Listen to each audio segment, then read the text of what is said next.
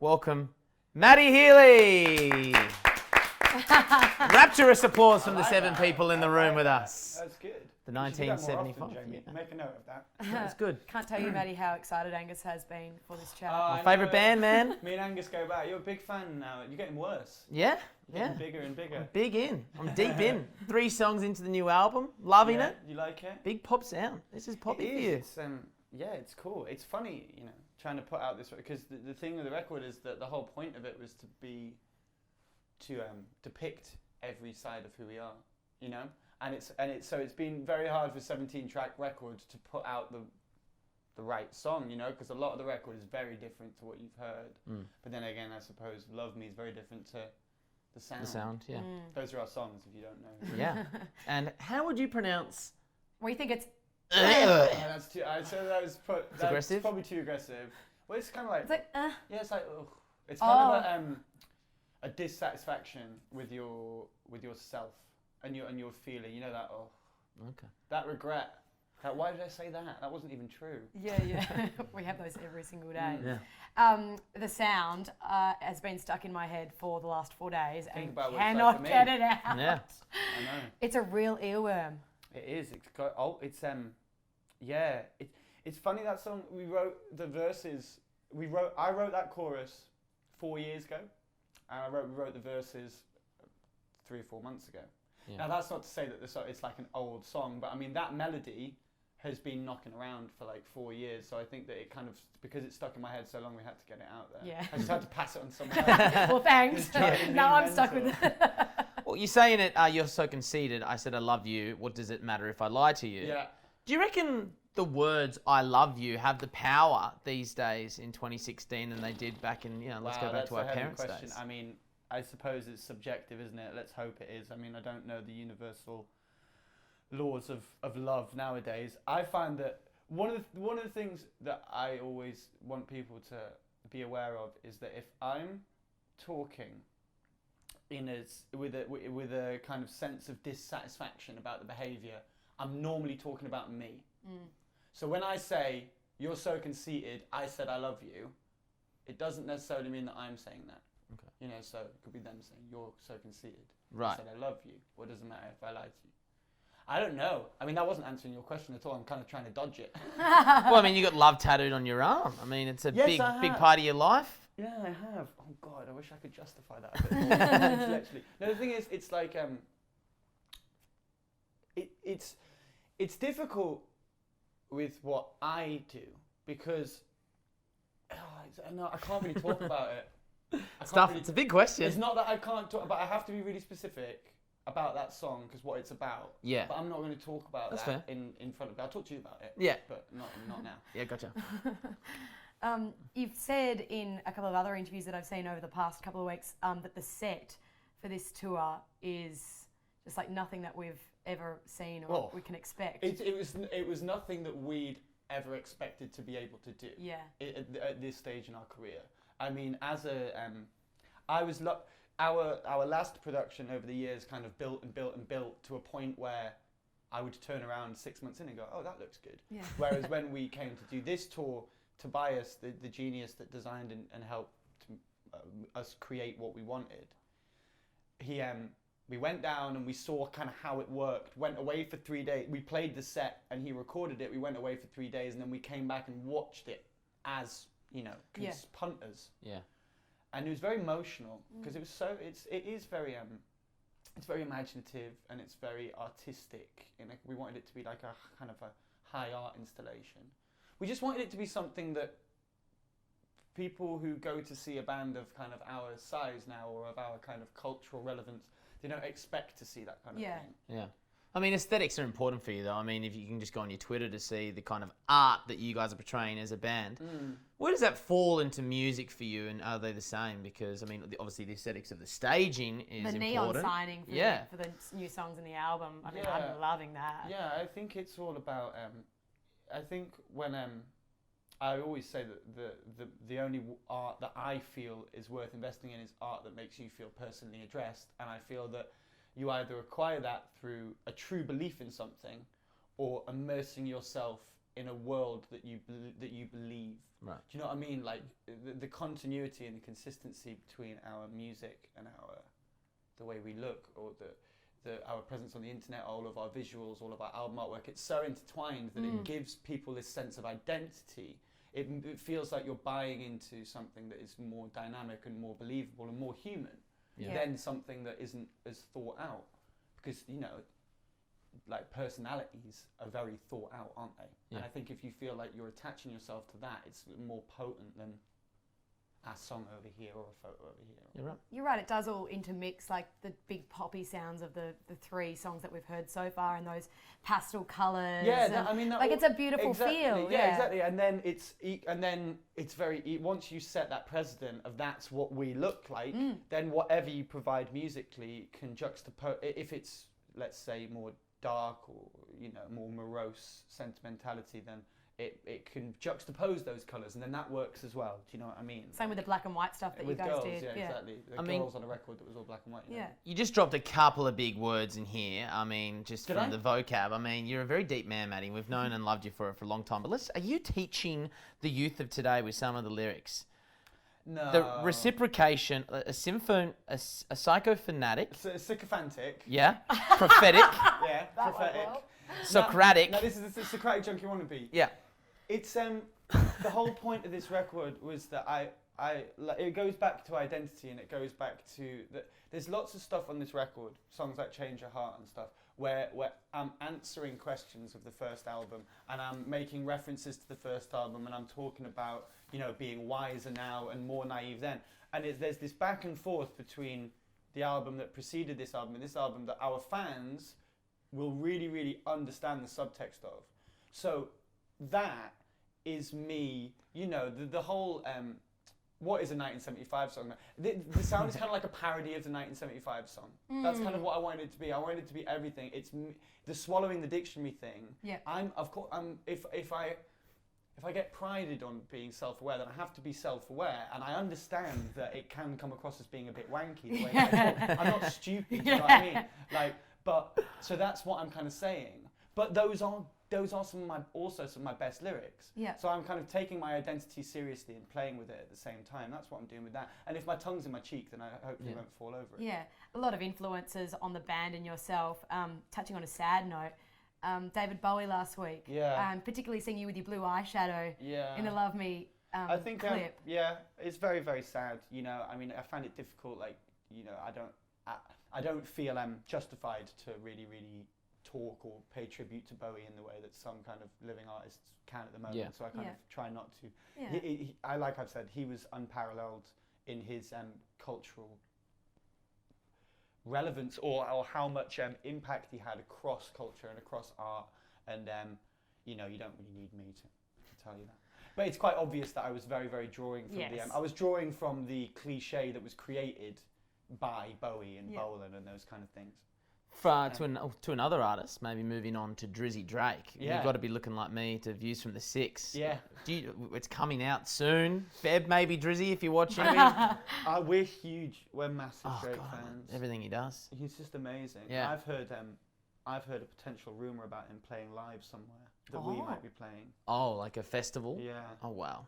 So if that happens, then that would be absolutely massive. Yeah, I've not seen him live yet. Oh, really? No, I've never seen him live. Because he's one of the ones you'd love to collaborate with. Or just maybe be in the music I say this, presence. it's kind of like, you know, it's like when you've got, I don't know, it's kind of like flirting with the idea of being unfaithful. Like, it's really, really exciting.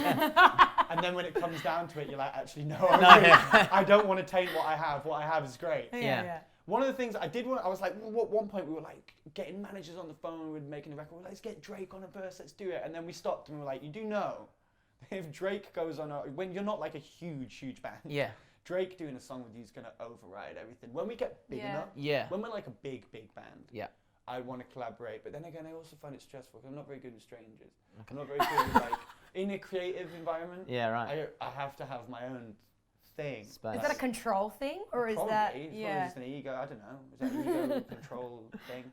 It's just it's a very delicate, intimate process for me. You know what I mean? But it is though. You know, it is, and I don't. I find it confusing having too many energies. You're making it worse for yourself, Matty. Go on. The album.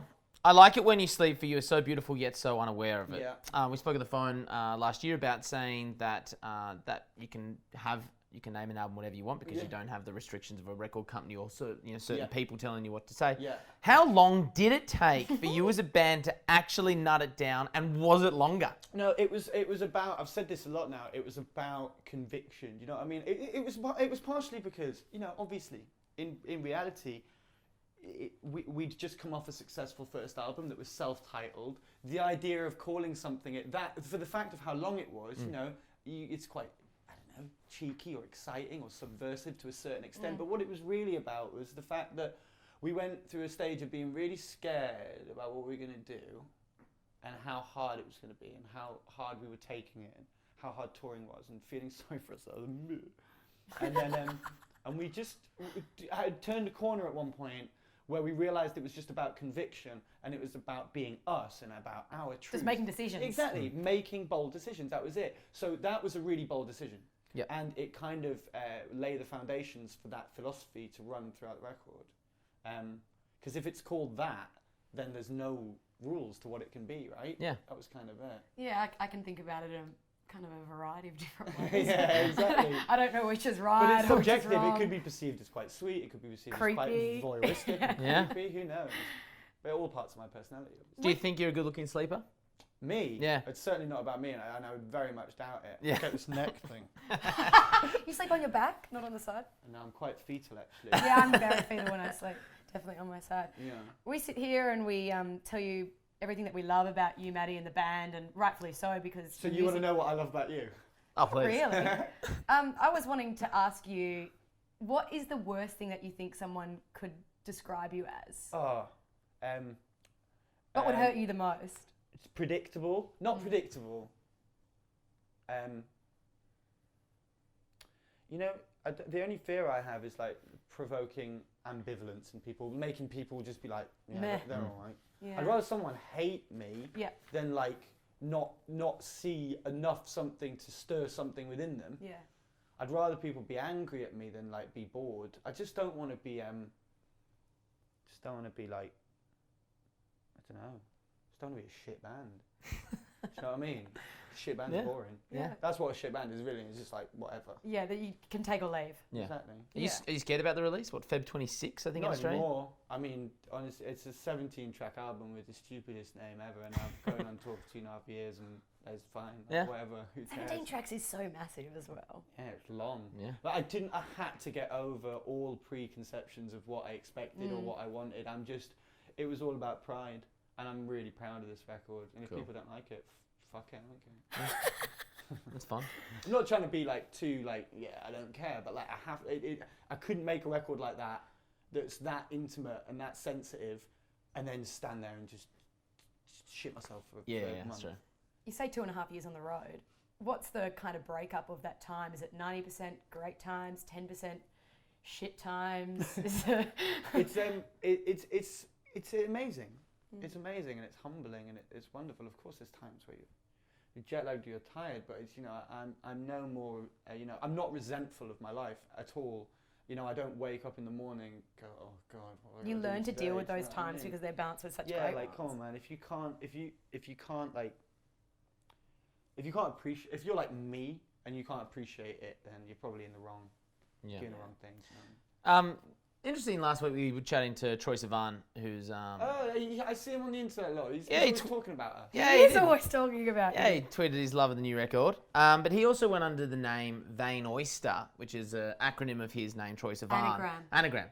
And Is it anagram? Yeah, anagram. Yeah. It's an anagram. and he went and performed before his first live shows under the name Vain Oyster. Right. Did you guys ever do the same thing? We did we had a billion names before the 1975. We were like, me and you versus them, Forever Drawing Six, Drive Like I Do for years. Big Sleep, the Slow Down, fuck me, 1975.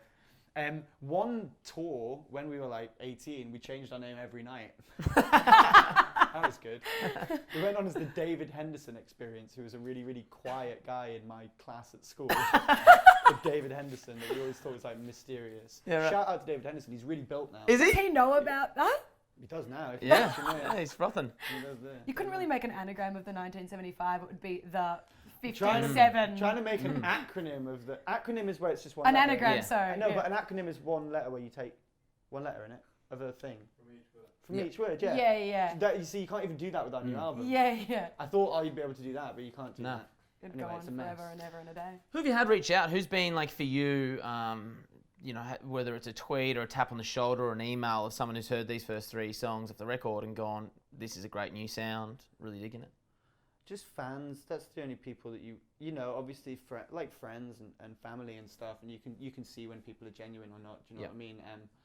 But it's about the fans. Like that's kind of what we've been.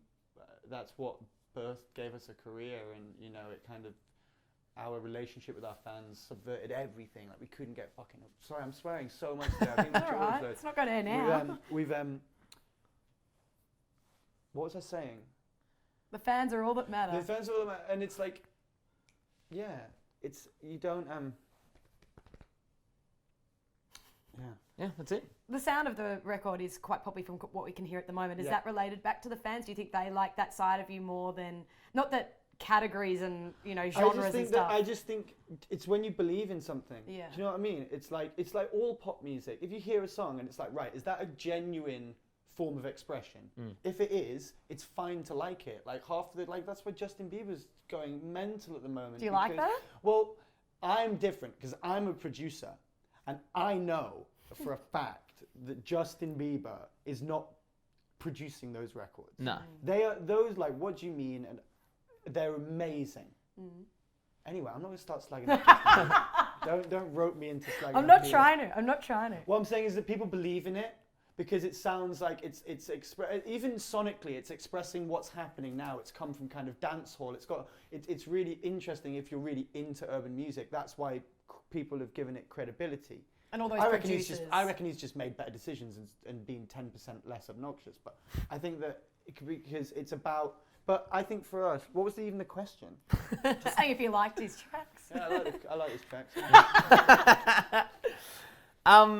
In songwriting, traditionally, you guys will write the music and the melodies, the instruments, for those listening, and then you'll write lyrics to accompany it.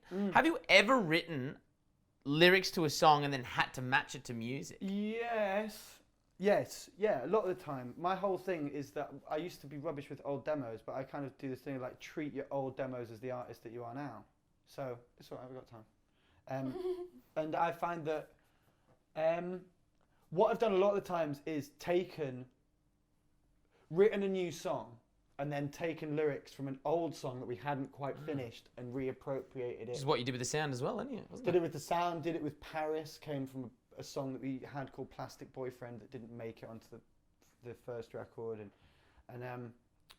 we do it a lot of the time, just appropriate your own material, but that's kind of how we try and write as well. We try and be like, once we've made a record, we'll try and listen to it as objectively as possible and try and be like, because all music is copying, you know. Nothing new is new and nothing new is old. Exactly. Yeah. All creation stems from imitation, basically. That's kind of what it is. And I find that if you do that with your own band, if you listen to your own record and be like, right, okay, so that's another band, we can't steal it, you know, we can't be the thing. And you try and influence yourself that way, it gets very cyclical and it becomes like a vocabulary. Yeah. Do you write poetry? Not like, no. Well, yeah, I suppose I do, and then I appropriate it to music. But that's what I was getting at. You can't really be, like, it's such a weird world to be in now. I think it's such Don't confuse yourself, mate. If you're a really good poet, then you can be a poet. But I think it's a bit wanky. If I started doing poetry. Yeah? Yeah, because I'm too much like, On ugh. Yeah. You say, you talk more about me, my things, my car, my living. I'm not giving it up. What are 3 things that Matty Healy from the 1975 could not give up? 3 things that you just could not give up. Oh, come on. Sex, drugs, and rock and roll. Yeah, I mean. No. Marmite on toast. Okay. Oh, so Straight up. Vegemite here? No. Yeah, it's alright. It's not as good as Marmite, but that's the whole. Yeah, that's never, how we'll start. never do that. You know, my family. Water. I was going to say red wine. Yeah, red wine or water. Early night. Yeah. Yeah. There's loads of shit that I've really struggled to give up with. But the problem with this being on tour is that you punctuate, like smoking, for example. I'd love to give up smoking. I would love it. It would be so good. But it punctuates my day. It's, you do this, you finish, you have a cigarette. You get in the car, you have a cigarette. You get out of the car, you have a cigarette. Do this song, have a cigarette. So it just really wouldn't work. Exactly. Yeah, it's funny you think. Speaking of wine, have you figured out yourself? You're a Shiraz man, is that right? No, I'm a Malbec man or Oh. Pinot Noir man. Okay. Yeah, that's me too. Have you figured out a nice Aussie drop for stages here in Oz? I'm really not picky. No. A bit of a wine slag. Okay. Okay. I'll drink whatever. There's a delicious Pinots made on the Mornington Peninsula here. There you go. Oh, okay, you go. Delicious. Yeah. You are performing tonight in Sydney, Hordern Pavilion, then tomorrow Festival Hall in Melbourne, the Thebby in Adelaide, and there are tickets. Perth complains that no artist goes over there, and it's because there's tickets still available for the 1975. Do I have to fly over there? Tickets? Because it's a stadium. It's a stadium. Is it? Yeah. Didn't you know that? HBE Stadium. How big's that? Yeah. Bloody hell. Bloody Yeah. hell. So get your tickets, Perth. Matty, you're a wonderful human. Thank you very much for that's coming nice. on the Thank Hit you. 30, mate. Oh, Thanks, cheers. mate. Thanks.